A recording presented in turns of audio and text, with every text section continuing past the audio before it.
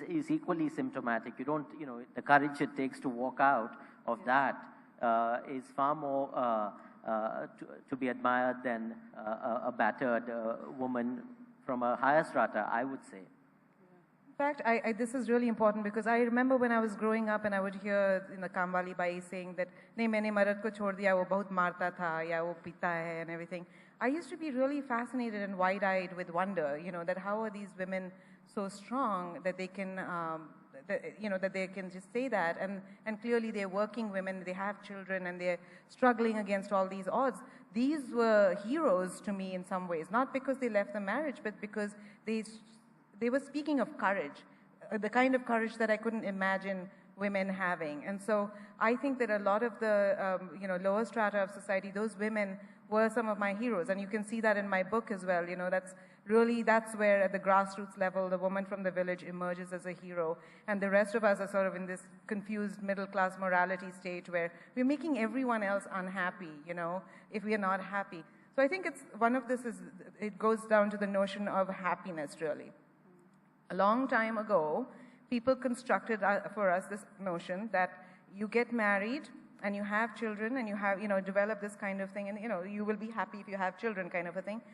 Everyone decided that this was going to be the pursuit of happiness or the way to the happiness. That has clearly changed. You're already seeing a different society. So if we've been conditioned to believe this, I truly believe, like you were saying, it's debatable, is it nurture versus nature kind of a thing. I think that the more models you have there of people looking fulfilled, being kind to each other, loving each other, whether it's a divorced husband or whether it's a current wife, basically it goes down to whether you're happy, whether you're a kind person, whether you have compassion for people around you. And that I have seen happen outside marriages and within marriages. So I think those are the pursuits, and the more models we have, the more different kinds of conditioning we have, the better a society will be. Then you have to do something with the ego, no? That comes in, which is the real problem. Now they say, I don't know how true it is that, divorcees, male divorcees or widowers, widows don't last longer, widows can last longer. Do men, and same with divorced men, want to marry again? Do men need marriage more? I think men are scared of marriage more. I mean, divorced men especially. Because there are divorced women who are like, okay, so it didn't work out the first time. Now this is a good relationship. Why can't I give this a shot? But divorced men, I think I think they find it hard to deal with the ghosts of wife passed or spouse passed or whatever. So they're a little afraid that the institution of marriage is what ruins it for them, I think. But that would be a very general statement to make, a very broad statement. But what you said about widows and widowers, I think, again, I think it takes off from the point of nurture and nature. I mean, I feel very sorry for old men who live alone, whereas old women who live alone somehow surround themselves with a family of neighbors sometimes, if not their own family.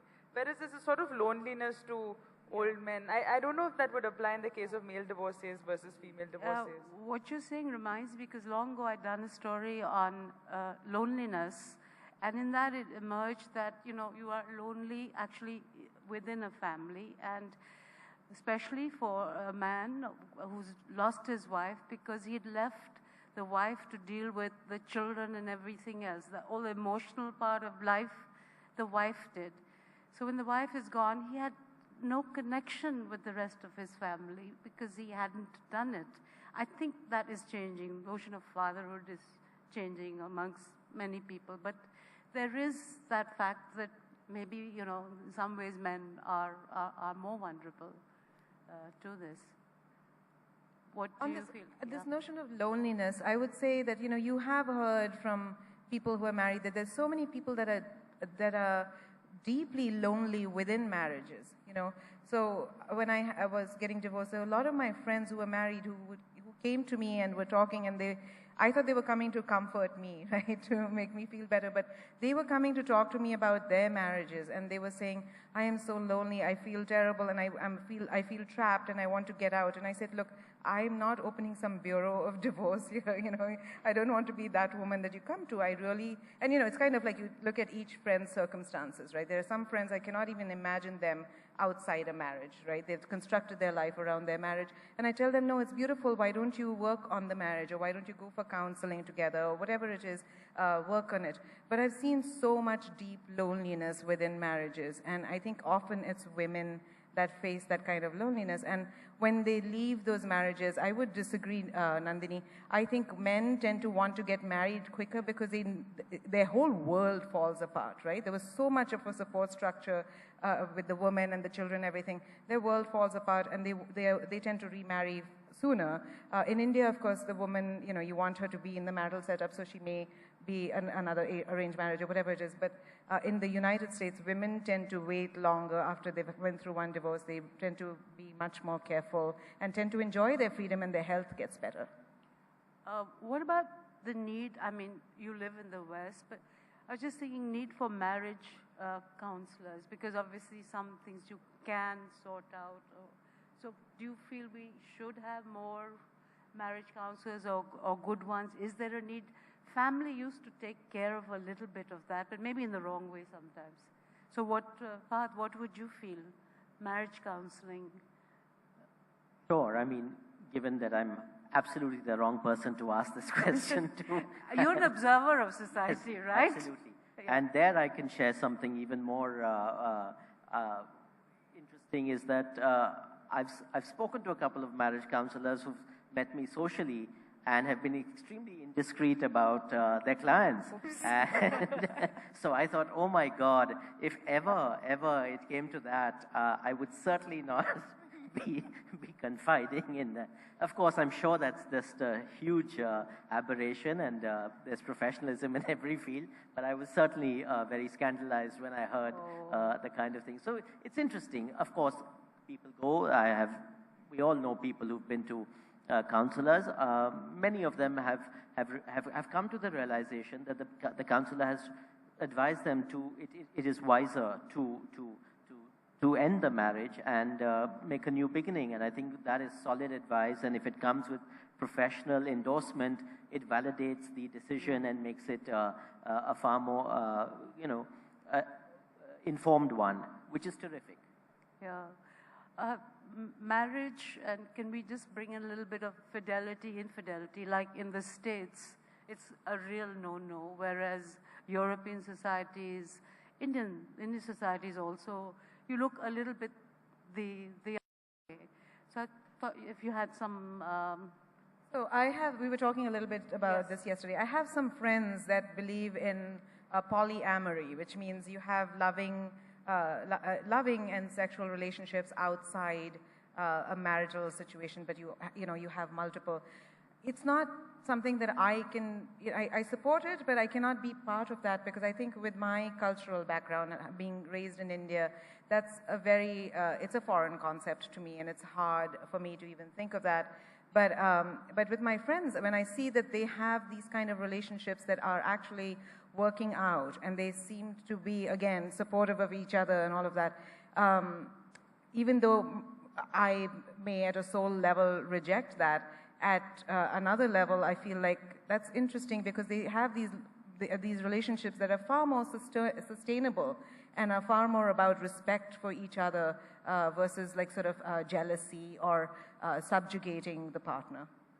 So why that piece of paper that people have? Because I was also thinking of gay marriages. There is a need for marriage. So what is it about marriage? Why? I mean, we all do need companionship, right? So But marriage? It is a different kind of companionship. If you're living together, you're living in sin in Indian society. In other societies, people are just waiting for you to make the announcement. I don't know. I mean, I think I would like to be married. I think there's something nice about marriage. But it also depends on how old you are when you get married. I think if you're growing in your career, I think that's a really bad time to get married. If you haven't started yet, it's fine. If you've got to a place and are growing further from there, it's fine. But the middle stages, which would happen when you're in your mid-20s, usually I think that's a pretty bad time. And that's when most people tend to get married. But, your question... I love this whole thing that you have of this part of the career, then that one, this is a good time to get married. All that notion of love and marriage goes out the window. It's all trajectory. But when you spoke about... She has to marry, right? Yet.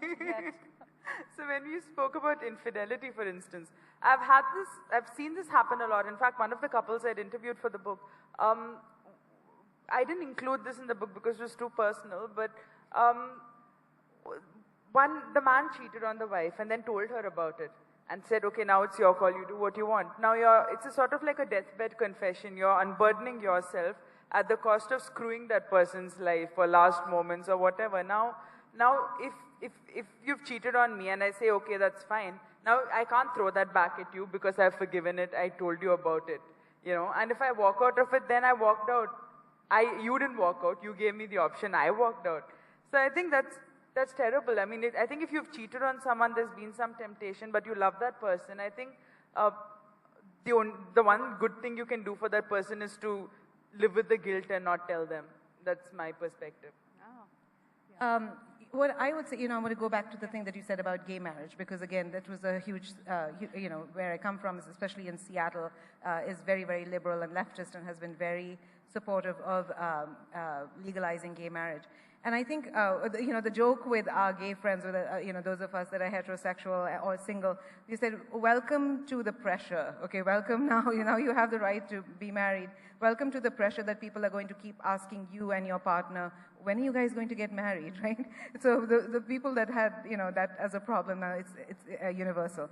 So I think the reason that we were lobbying, right, even those of us that may not be as enamored of marriage as a unit, the reason we lobbied for marriage to be legal for gays was because we believe in equality. It's not so much about marriage, but if people have this amazing love that they want to sanctify as marriage, we want to give them the same rights. And in the same way, because otherwise marriage just becomes this patriarchal, capitalistic sort of construct about the two people and their children and the 1 car or 6 cars that they have in the family and, this thing that you must get and the children must go to a certain school and all of that. But if it's really coming, and some of the most beautiful marriages and long-term relationships I've seen are actually among gay couples, because I feel like there's that struggle that you're really together because you love each other.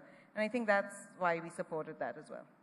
Can I add something to that? When you spoke about marriage versus, I was just thinking about how I interviewed somebody who, when I was doing a program on gay marriages in the UK when civil partnerships had just become formalized. And someone had already started a business in, boy cakes and whatever. So I think just the ceremony is really romantic. And when I think, every time I break up with someone and I have to delete all the photographs, there are not that many to delete, But for a wedding, I'm going to look my best and there'll be all these fat albums and I want that.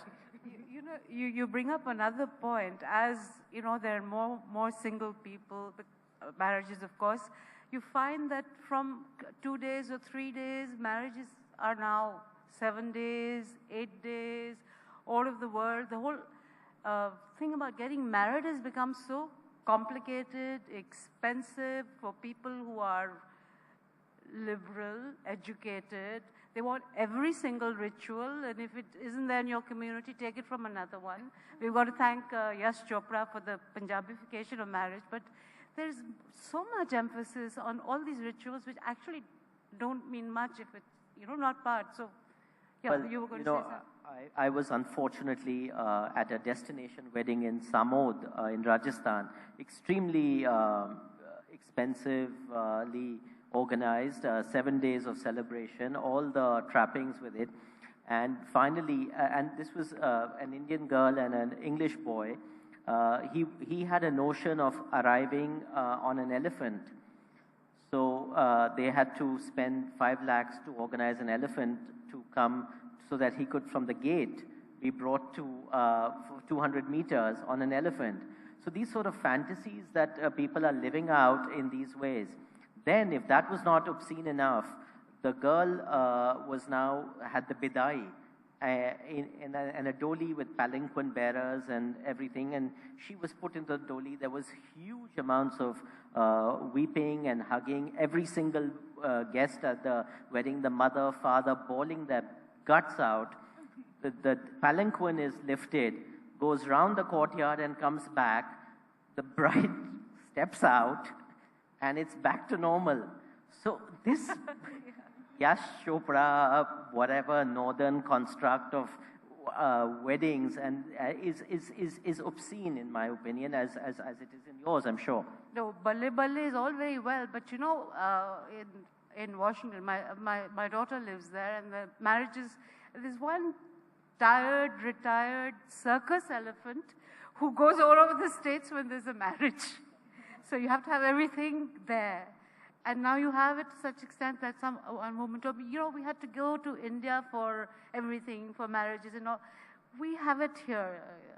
We don't need you. I mean, we don't even need you. We don't need anything. So we've just transported, and this poor elephant who has to travel for all the shadis. And we'll also have Versailles. Hmm? We'll also have Versailles. Versailles. Of course, of course. You have Versailles, the Indian there, but there was this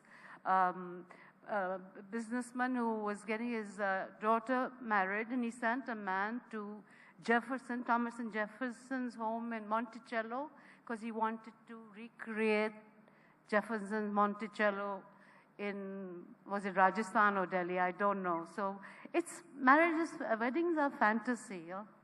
Like, I knew of one wedding in which they commissioned this elephant, and the elephant went mad at the wedding. So there were people running all over the place trying to escape being trampled. True story. So who's for marriage? Raise your hands. Okay. And 5 people. They're all my friends. Who's not? Who's not decided?